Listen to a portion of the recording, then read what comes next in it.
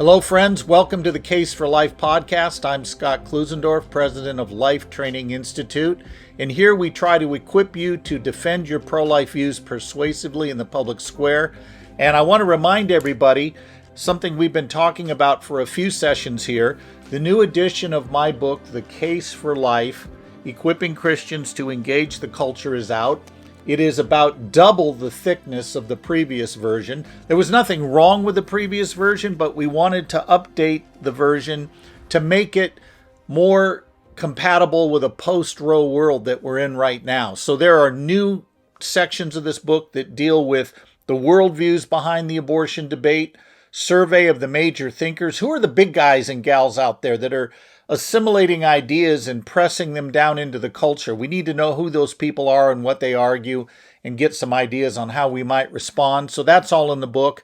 Whole section there on what a pro-life church should look like, and one that you might find a little bit challenging for you personally because it makes you feel uncomfortable. But you know what? Too bad. There's a section in there on how to develop a pro-life talk so that you can become a pro-life ambassador. I get tired of the excuse that people give where they say, I'm just afraid of public speaking, I'd rather be shot. Well, the question we've got to ask ourselves is, are any of the reasons we would give for not communicating on abortion worth the price of children's lives that might have been saved had we been more courageous? We've got to put the children first. And so I equip you to give a persuasive pro-life talk. It's not meant to make you a star-studded speaker. You're not going to become a celebrity, but you will become effective at communicating your views. There's a section of that in the book. Lots of new stuff there. So again, I encourage you to go to Amazon or to Crossway and pick this book up, The Case for Life, or visit us on our social media sites and we'll give you links to obtaining it through us if you want to go that way. Today, I want to do something that I wasn't planning on, but necessity has kind of driven me to do it. There has been this notion out there that our critics have put out for decades that if we are truly pro-life, we have to be willing to prosecute women for murder if abortion is outlawed. And this is nothing new. It's been out there for a long time. But here's what is new. What is new is there are some opponents of abortion who are saying that if we as pro-lifers do not build legislation that prosecutes women for murder, our whole legitimacy is undermined. And not only that, we're being duplicitous, we're being unfair biblically because the Bible insists that we apply equal weights and measures to everything. And they are convinced that we are not honoring the Lord if we do not prosecute women for murder. And there are small vocal minorities of pro-lifers beginning to buy into this notion. And what I want to do today is not go after anybody in particular, but I do want to look at what's the real deal here. Are pro-lifers who say, wait a minute, we need a more prudent approach to prosecution, are they indeed acting immorally and unbiblically? Or might there be a sense of prudence that's needed when we start talking about penalties? And I'm going to argue prudence is needed. And what I want to do is ask this question. What's wrong with a law that says you can't intentionally kill innocent human beings, and if you do, there will be consequences? Well, the only rational answer is to say nothing is wrong with a law that says that. There should be consequences. However, what those consequences will be are going to turn on a number of factors, and we need to take those into consideration because we live in a real world. We live in a constitutional republic. You can't just snap your fingers and say, oh, this is the way we honor God here, and we're just going to make that happen, and anything else is unacceptable. We've got to work prudently within the world we live in. So what should those consequences be? Well, it's going to turn on some factors. So let me go through what those factors are. Number one, in order to prosecute a woman for first-degree murder the same way you would prosecute a doctor who performs an abortion for first-degree murder, you're going to have to prove a meeting of the minds. Now, let me unpack what that means. You're going to have to prove that the woman's knowledge of the Abortion Act matched exactly the doctor's knowledge of the act. You're going to have to demonstrate that she knew what was going on at the same way, in the same way, at the same level as the doctor performing the procedure. That is going to be a very tough sell. And here's why. Number one, the doctor performs the abortion. He lays out the instrument. She isn't aware of all that. She is not aware of exactly how the procedure will be done. Now, it's true there's a meeting of the minds in that the abortionist and the woman agree that they will have the procedure done. But beyond that, the meeting of the minds parallel breaks down. The abortionist, as Warren Hearn points out in his book, Abortion Practice, attaches a fetal Doppler monitor to measure fetal heartbeat. The woman having the abortion does not hear that fetal heartbeat. She doesn't hear the fetus speed up the heartbeat and then hear it end when the procedure kills the child. He also uses ultrasound technology, Dr. Hearn does, and he turns the monitor away from the mother toward the operator. She does not see her child being dismembered the way that he does. So again, if you can't prove that her knowledge of the act matches his exactly, the case against the woman and the doctor is going to get thrown out. We don't want that. So we have argued instead that we ought to go for a lesser charge, not first-degree murder, but a lesser charge, in this case, solicitation to procure an illegal act. That's a fitting charge and one that should be pursued.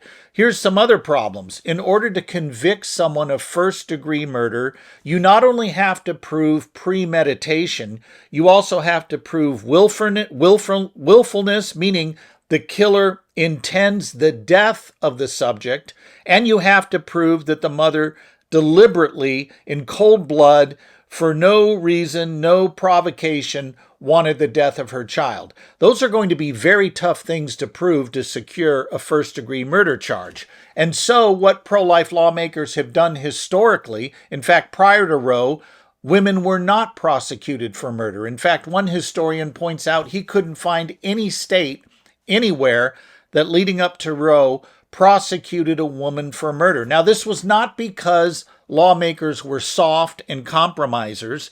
They were after bigger game. They were not out to prosecute the mother as much as they were to shut down the abortion industry.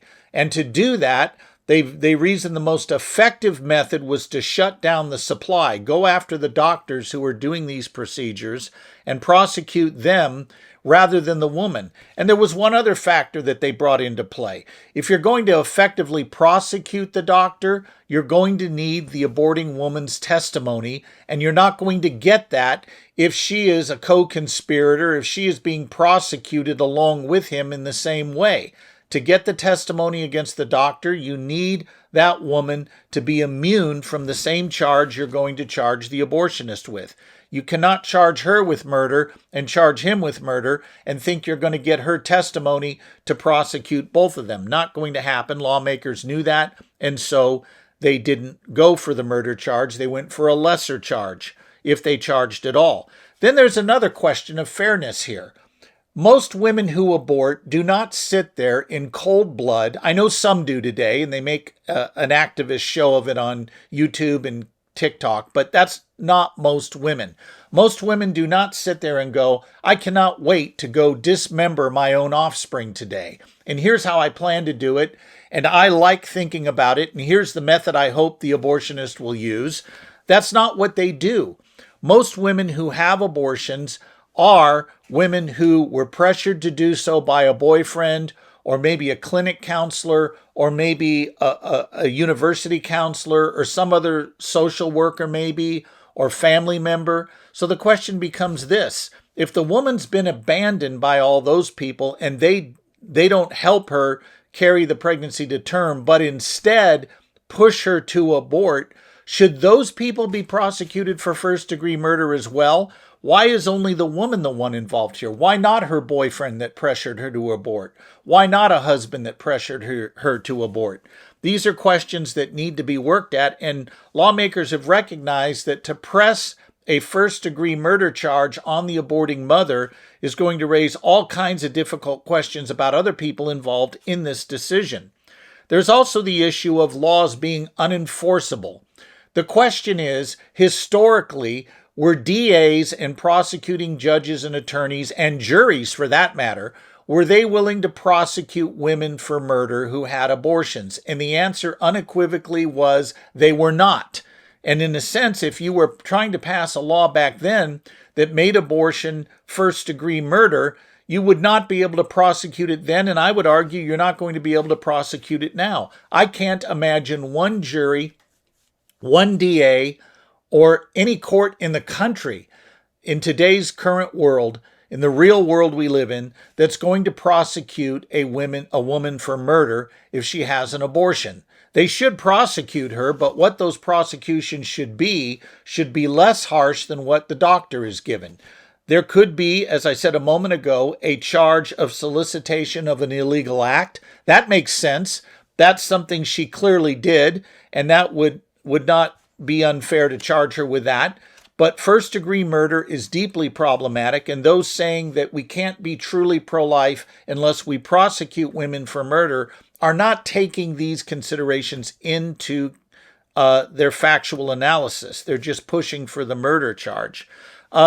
So a law that's unenforceable is actually more harmful to the pro-life cause than no law that prosecutes for murder at all. I mean, think of our current border crisis. It is against the law to come into this country without proper documentation. And yet, because the U.S. government, principally the Biden administration in this case, refuses to enforce the law, it's become a laughingstock. And it's actually quite harmful. We got people pouring across our borders because they know nobody is going to reinforce the law. Culturally, that's a disaster. And there's another cultural consideration we need to think about here. We are, since Roe v. Wade, 0 for 7 when the issue of abortion is put to the American public for a vote. And this doesn't mean just 0 for 7 in deeply blue states. I'm talking about red states like Ohio, Montana, Kentucky, and Kansas, all of which have voted against the pro-life view when the public was asked to directly respond to the issue since Roe v. Wade was overturned. And the reason why the public is not with us has to do with the worldview assumptions that make abortion plausible to people are deeply entrenched in this culture. And not only that, there have been a myriad of lies put forward by abortion advocates and the media that are, quite frankly, resonating with the public. And here's the two big ones. Pro-lifers hate women, and number two, pro-lifers want women to die. They want them to rot in jail. They want to prosecute them and let them rot in prison for having an abortion. Those lies are out there, not to mention the lies that say if you have a miscarriage, you'll be prosecuted for murder, or if you have an ectopic pregnancy, you'll be prosecuted for murder. These are lies the public has believed. In what world is it feasible, given that cultural backdrop? In what possible world is it smart or prudent to lead with a law that says we can't wait to prosecute women for murder if they have an abortion? You can't get pro-life laws passed even when we make it clear we're not going to prosecute women for murder. For example, the law in Montana that was voted down would have simply protected children who survive abortion procedures. It was a Born Alive Protection Act. And even there we lost. Why? Because the public was convinced if that law were to be passed and put in place, that women would suffer, they'd be prosecuted, and the public buys these fear-mongering lies, and as a result, our legislation loses. Culturally, women have been told for 50 plus years that abortion is a positive good they ought to pursue. And because of that, it's kind of like driving your car down the road at 100 miles an hour and you suddenly throw it into reverse to start going the other way. Well, you can imagine the damage that's done with that and how that doesn't really help you get to where you want to go. Rather, what we need to do is turn the car around. We need to do it safely in a way that allows for a fruitful change of direction. And it is not a fruitful or beneficial cultural move after women have been told for 50 plus years abortion is a good thing to suddenly say, oh, by the way, now if you have one, you're going to prison, you're going to the gas chamber. I mean, that just isn't a good way to go culturally, and there will be a backlash against that. And it's a backlash that means children will die.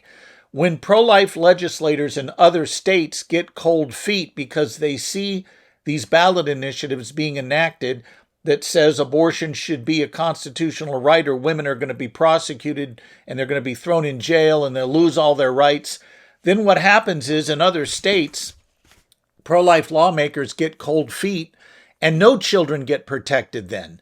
Why not just pass a law that says we are going to protect all unborn children from conception, and if you have an abortion, yes, there will be consequences, but we don't charge them with first-degree murder, which is unenforceable, not going to be pursued by any DA or any jury, and we run the process of losing the meeting of the mind standard, and we also lose the chance, or I should say we lose, we're up against a real prospect the abortionist himself will walk. Because if we link the mother to the abortionist and the case against the mother crumbles, well, the case against the abortionist crumbles too. So prosecute the doctors for murder, prosecute women for a lesser charge of solicitation of an illegal act, and recognize that culturally that makes sense. They've been told for 50 years abortion's a good thing. Many of these women have been abandoned by the people who they most need in their moment of weakness. And instead of charging them with premeditated, willful murder, we should take a more compassionate and logical approach that says, all right, given the cultural landscape, here's what we're going to do. We're first going to protect the children. Then we'll work out as more generations come under the new law, we will work out what our penalties ultimately should look like. But for now, a charge of solicitation of an illegal act makes more sense. Culturally, I also think morally it's the right thing to do given where the culture is. And that would make for a more plausible sale of pro-life laws to an American public that, quite frankly, right now thinks these laws are simply there to destroy women. So we're better off, we're going to save more children if we save them through legislation that does not say we're going to prosecute the mother for murder. Anyway, those are my thoughts on this. And these are topics, by the way, that are dealt with in some measure in the new book. I hope you'll pick it up. And what we're going to do is news items come up, we will deal with them here. And this is one that has recently come up again. In fact, I'm doing a series of interviews on this very topic coming up in the weeks ahead. And we may post links to those in our social media sites. We'll see how it goes. But I look forward to talking to you next time. Be sure to visit our social media sites. There you can get resources. We're not doing this just to say, hey, aren't we great? We want to give you the tools you need to make a difference where God has placed you, and those sites will help you do that. So until next time, I look forward to seeing you then.